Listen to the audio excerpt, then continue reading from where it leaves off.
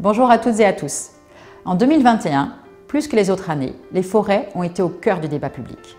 Ainsi, lors de la COP26 qui s'est tenue à Glasgow, les dirigeants de notre monde ont affiché leur promesse de lutter contre la déforestation importée et de financer des dispositifs pour préserver les forêts. Notre association, FSC France, est heureuse que les forêts soient enfin reconnues à leur juste mesure et répondra bien entendu présente pour que les solutions qu'elle apporte soient utilisées plus largement.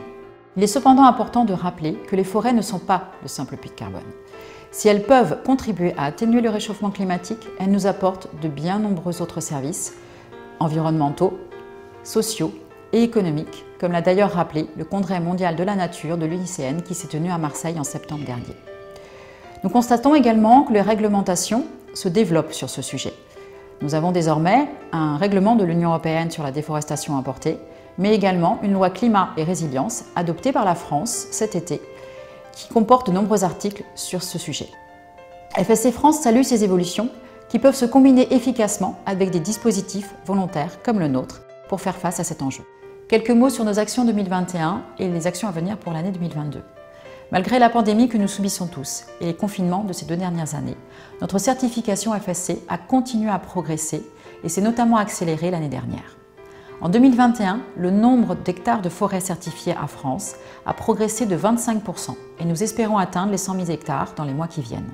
Plusieurs gestionnaires forestiers ont obtenu une mention service écosystémique et plusieurs entreprises appuient financièrement ces projets. Nous continuons également notre travail en Outre-mer avec la certification des forêts des îles Loyauté de Nouvelle-Calédonie depuis le mois de novembre dernier. Concernant le nombre de certificats de traçabilité FSC, il a augmenté de 7%, avec plus de 860 industriels, négociants et imprimeurs qui ont une certification FSC dans notre pays. Enfin, 50 marques et distributeurs ont obtenu une licence de communication avec FSC, ce qui représente une hausse de 35%. Dans ce contexte de développement de notre association, nous avons souhaité mettre en place avec l'ensemble de nos membres une stratégie de long terme. Elle nous permet de définir notre vision, notre ambition et nos objectifs auprès de nos parties prenantes. Elle nous permet aussi de fixer un cap collectif pour les années à venir. Pour répondre aux nombreuses demandes et mettre en place cette stratégie, nous avons également recruté 2 nouveaux collaborateurs. En 2022, notre plus gros chantier sera de poursuivre la révision de notre référentiel de gestion forestière adapté à la France métropolitaine que nous avons initié l'année dernière. Plusieurs réunions régionales et nationales se sont en effet tenues. Elles ont permis d'ouvrir la concertation au plus large nombre et de créer une base de réflexion pour le groupe de travail dédié à ce sujet. 2 consultations publiques vont également être menées dans les prochains mois qui vont permettre à chacun de donner son avis sur le contenu de ces propositions. Et j'invite toute personne intéressée à y participer. Le groupe de travail rendra ensuite ses propositions mi-2022 pour une validation définitive par FSC International début 2023. Outre la révision du référentiel de gestion forestière, j'ai également souhaité que FSC soit plus visible en France. Des actions seront menées dans ce sens afin que de plus en plus d'entreprises utilisent la certification FSC et que les consommateurs puissent faire des choix plus éclairés.